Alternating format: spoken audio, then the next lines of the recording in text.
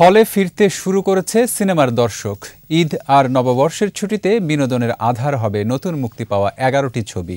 পরিচালকদের দাবি, ক্রমশ আধার কাটবে, হলগুলো ভরে উঠবে উচ্ছ্বসিত দর্শকে। অখিল পোদ্দারের প্রতিবেদন। ওয়ালটন এয়ার কন্ডিশনার এক্সচেঞ্জ অফারে স্প্লিট এসিতে 23,000 টাকা পর্যন্ত নিশ্চিত ছাড়।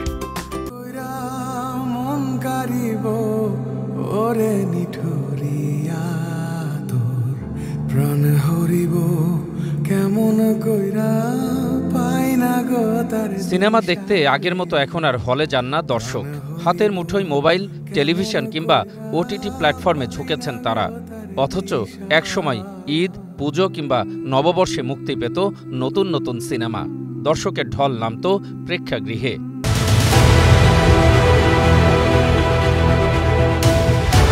কিছু কিছু মানুষ আছে যারা মেয়েদেরকে মানুষ মনে করে না।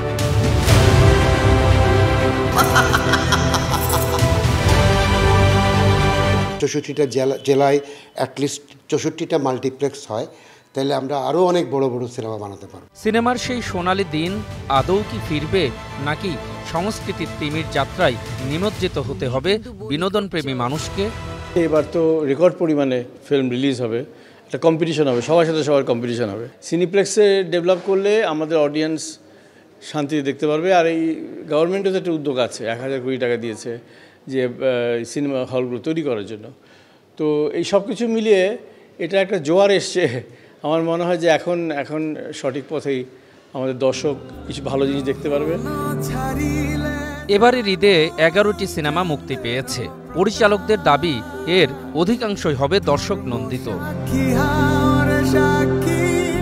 কাজল রেখা তো সবার জানা গল্প আসলে, আর এটা একদম এই সয়েলের গল্প, এই মাটির গল্প। এখানে খুব ছোট ছোট টুইস্ট আছে, অনেক মজার মজার ঘটনা আছে, কথা বলা পাখি আছে।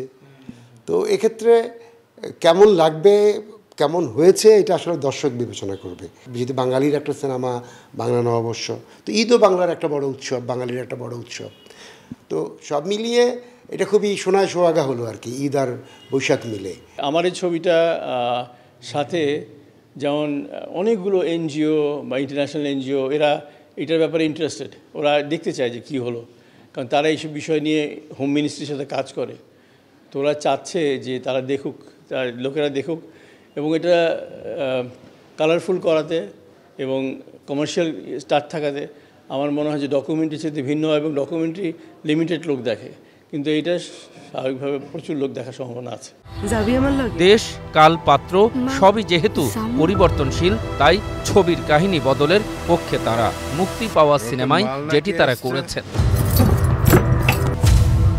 আমাদের গ্রামের হাসিবু যখন নাচতো, কি সুন্দর যে নাচতো, একদম পরীর মতো লাগতো। নানামুখী কারণে সংস্কৃতিতে বন্ধ্যাত্ব চলছে। দরকার সৌহার্দ্য সম্প্রীতির সার্বজনীন মানসিকতা, এমন দাবি পরিচালকদের। তুমি কিন্তু বনি করছো।